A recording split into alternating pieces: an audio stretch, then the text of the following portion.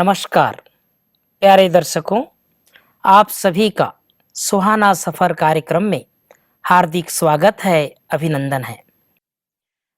जीवन में कभी-कभी हम इस तरह से उलझ जाते हैं जहां से निकलना अपने लिए बहुत मुश्किल नजर आता है। कभी हम अपने ही उलझनों में उलझ जाते हैं और सोचते हैं पता नहीं कौन सी घड़ी हमारे सामने आ गई, यहाँ से निकल पाएंगे कि नहीं निकल पाएंगे। जैसे एक मकड़ी अपने जाला बुनती है और बुन करके उसी में फंस जाती है। हमारा संकल्प का प्रभाव अनेक तरह के पड़ते हैं। कई बार अनेक प्रकार के संकल्प चलते हैं और लगता है शायद पता नहीं यहाँ से निकल पाएंगे कि निकल पाएंगे। हम अपने जीवन में, इस जीवन रूपी यात्रा में अपने भाग्य का निर्माता स्वयं है। इसलिए जैसा सोचेंगे वैसा बनेंगे। हमारा दृष्टिकोण कैसा है ये हमारे जीवन के ऊपर निर्भर करता है। एक व्यक्ति कोयल के पास जाकर के कहता है कि कोयल तुम कितनी काली हो। फिर कोयल के बाद सागर के पास जाता है। सागर को कहता है सागर पानी तो अथाह है तुम्हारे अंदर, लेकिन कितने खारे हो। उसके बाद वो गुलाब के फूल के पास जाकर के कहता है गुलाब तुम देखने में तो बहुत सुंदर हो, लेकिन कांटों के बीच में हो। तब वो तीनों मिलकर के कहते हैं अरे इंसान, तुम जिस तरह से हमें देख रहे हो, अगर आप अपने को देख लेते तो आपका जीवन महान बन जाता। सच है, स्वयं को देखने का कभी मौका नहीं मिला, स्वयं को जानने का कभी प्रयास नहीं किया। जिस दिन अपने को जान लेते हैं, अपने संकल्प को जान लेते हैं, हमारा जीवन महान और श्रेष्ठ बन जाता है। इन्हीं सब बातों पर चर्चा करने के लिए आपके सामने उपस्थित हुए हैं सूर्य भाई जी, गीता बहन जी। आप दोनों का इस प्रोग्राम में हार्दिक स्वागत है, अभिनंदन है। Thank you. भाई जी, आपसे जानना चाहता हूँ कि कई बार हमारा दृष्टिकोण बदलता है। हम दूसरे की बुराई देखते हैं, दूसरों का अवगुण देखते हैं, दूसरे की कमजोरी देखते हैं। कभी अपने बारे में ज्यादा नहीं सोचते कि मेरे अंदर भी कुछ ऐसी बातें हैं जो दूसरे भी देख रहे हैं। बिल्कुल सत्य कहा आपने। मनुष्य दूसरों को देखता आया है, उसकी आंखें सदैव दूसरों को देखती हैं, पर अंदर की आंख से यदि वो स्वयं को देखने लगे तो मैं अवगुण देखने की बात नहीं कर रहा हूँ। मैं बात कर रहा हूँ हर एक के अंदर बहुत सारी महानताएं हैं, हर एक के अंदर बहुत सारी योग्यताएं, सद्गुण, बहुत शक्तियां, बहुत महान विचार, देवत्व, ये भी सबके अंदर है। हम उसको देखें, थोड़ी बहुत अपनी बुराई पे नजर रखें, ज्यादा नहीं। क्योंकि क्या होता है कि अगर हम ज्यादा अपनी कमियां देखते हैं तो कई लोग निराश होते देखे जाते हैं। युवक मुझे मिलते हैं, भाई जी मेरे में तो लगता है कोई गुण ही नहीं है, मैं क्या करूंगा जीवन में। मैं कहता हूँ ये तुम्हें किसने बता दिया कि कोई गुण नहीं है। कहा नहीं, मुझे ये भी होता है, ये भी होता है, लोग भी यही कहते हैं तुम तो बेगुने बैंगन हो। निराश हो जाते हैं। नहीं भाई, तुम लोगों की बात क्यों सुनते हो, तुम्हारे अंदर बहुत महानताएं हैं, भगवान के बच्चे हो। भगवान का कोई ऐसा बच्चा नहीं जिसमें बहुत सारे गुण ना हो। तो योग्यताएं भी हैं, गुण भी हैं। हर मनुष्य सहनशील भी है, हर व्यक्ति नम्र भी बहुत है, उसमें कहीं ना कहीं संतोष भी समाया रहता है, प्रेम भी बहुत रहता है। उनको दिशा देने की तो जरूरत होती है। तो सचमुच हम अपने अंदर झांकें, अपने महान संकल्पों पर अपनी दृष्टि डालें, और विशेष रूप से जो विद्यार्थी वर्ग है, छोटे बच्चे हैं, उनको तो खास, उनके परिवार वालों को भी चाहिए उनकी सोई हुई इन योग्यताओं को जगाएं, बचपन से ही जगाएं। तो हर बच्चा बहुत बुद्धिमान बन जाएगा, हर व्यक्ति प्रारंभ से ही, हर बच्चा प्रारंभ से ही चरित्रवान रहेगा, और इसकी झलक जैसे जैसे वो बड़ा होगा दिखाई देगी। तो विशेषकर बच्चों पर इसका बहुत ज्यादा प्रभाव पड़ेगा। जी जी जी जी जी। वैसे भी कहा जाता है भाई साहब कि बाल्यकाल जो होता है वो जीवन का सबसे सुंदर काल होता है। उस समय जो हमारे मन में विचार चलते हैं या विचार जो डाल देते हैं वो पूरा जीवन भर काम आता है।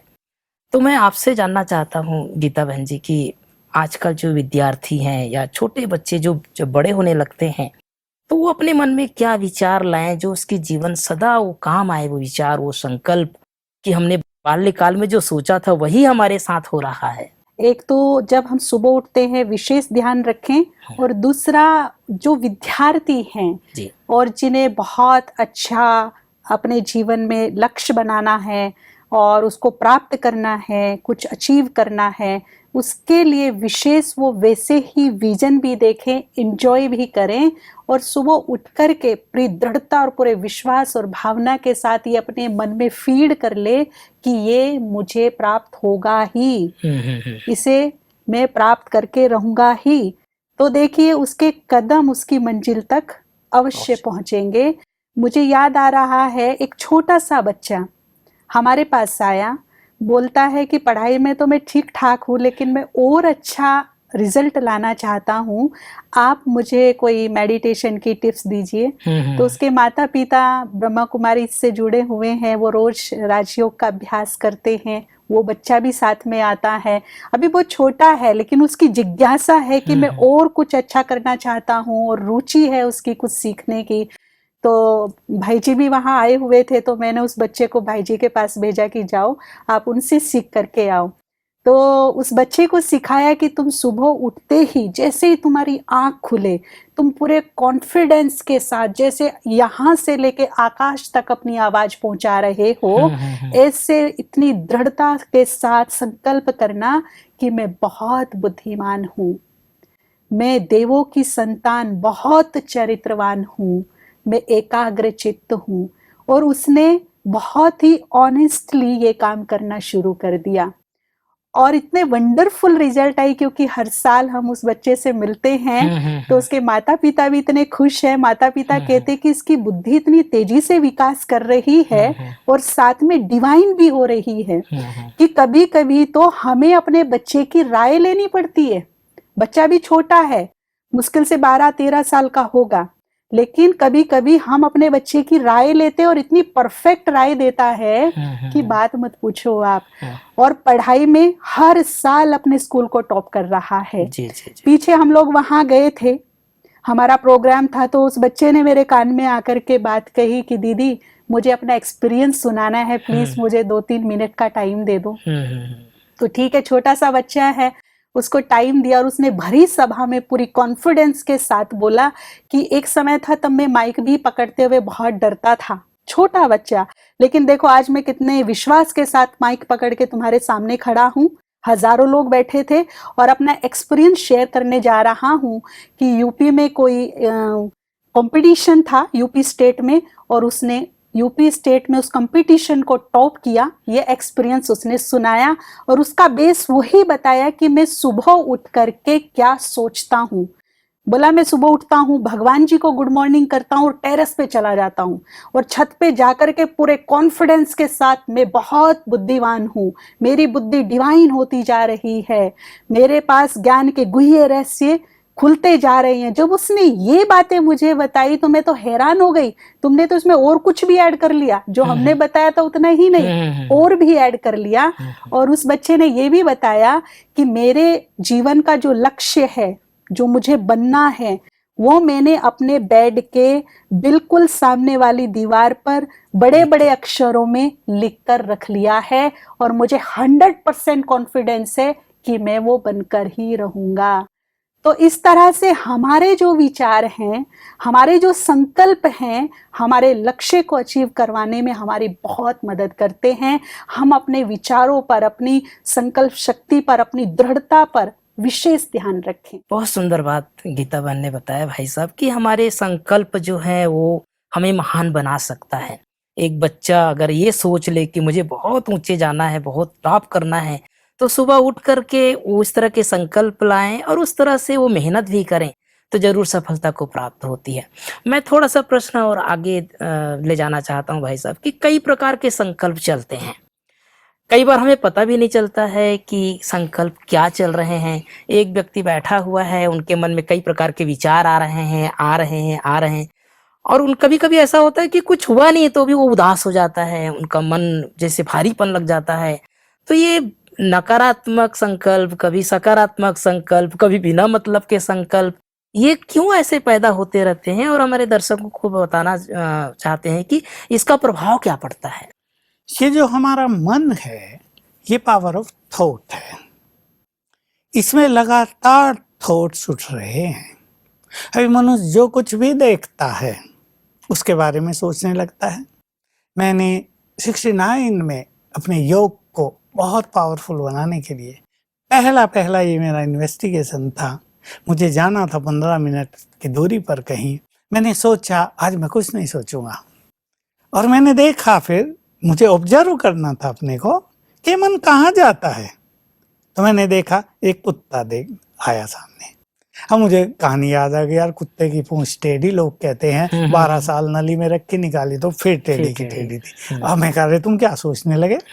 फिर आगे गया तो एक आदिवासी भील वहां रहते हैं, वो जा रहा था, फिर उस पे मन चलने लगा। देखो बेचारे कितने गरीब हैं, मजदूरी करते रहते हैं, फिर भी खुश रहते हैं। फिर मुझे ख्याल आ रहा तुम फिर कुछ सोचने लगा।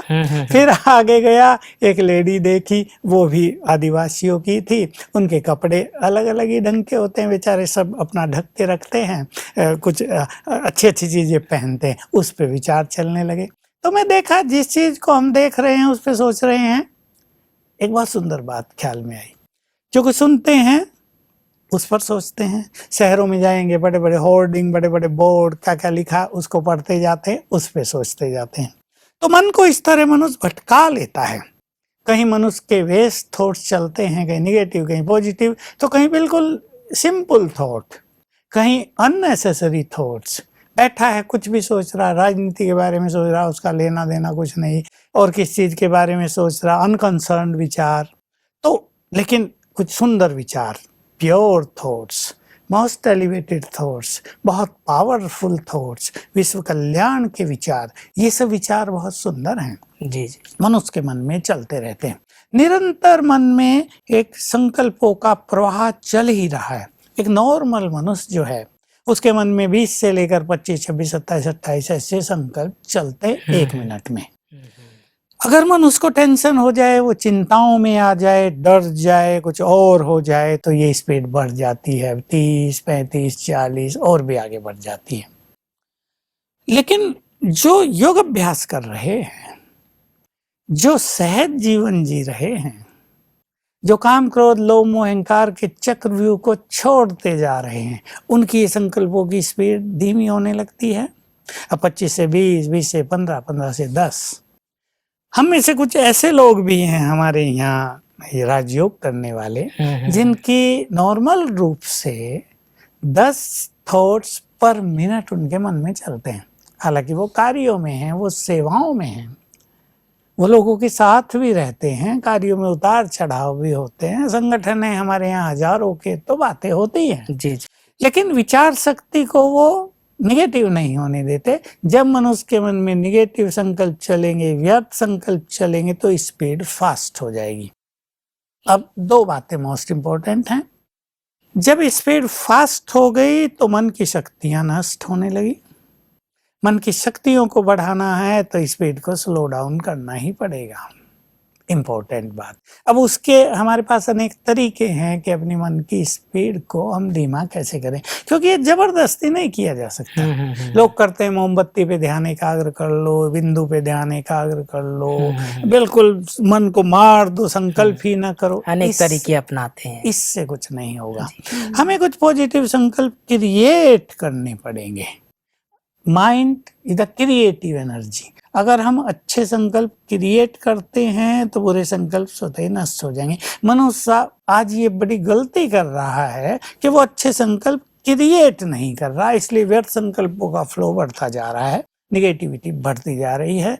बहुत लोग दुनिया में इससे दुखी हैं कि हम बहुत निगेटिव सोच रहे हैं। अब दूसरी बहुत इंपॉर्टेंट चीज कि मनुष्य जब निगेटिव सोचता है तो उससे निगेटिव एनर्जी चारों ओर फैलती है, वो ब्रेन को जाती है, वो अनेक बीमारियों को जन्म देती है। हमारी बॉडी में भी 70% से ज्यादा पानी होता है। जी। ये निगेटिव थॉट्स उस पानी को पोल्यूट कर देते हैं, दूषित कर देते हैं, बीमारियों को जन्म मिलता है। कुछ ऐसे विचार होते हैं जो ब्रेन पर प्रेशर बनाए रखते हैं, हाई ब्लड प्रेशर हो जाता है। टेंशन में मनुष्य बहुत रहने लगता है, हार्ट पर इफेक्ट आ जाता है। देखिए सब संकल्प ही है ना। एक बड़ी बात मनुष्य के सामने आई, उसने मुस्कुरा के छोड़ दिया। एक व्यक्ति आया, हम जा रहे थे, हमें 4 वचन बुरे बोले, दिखता नहीं है, अंधे हो क्या, देखकर नहीं चलते हो, हम मुस्कुरा के आगे बढ़ गए, बात खत्म हो गई।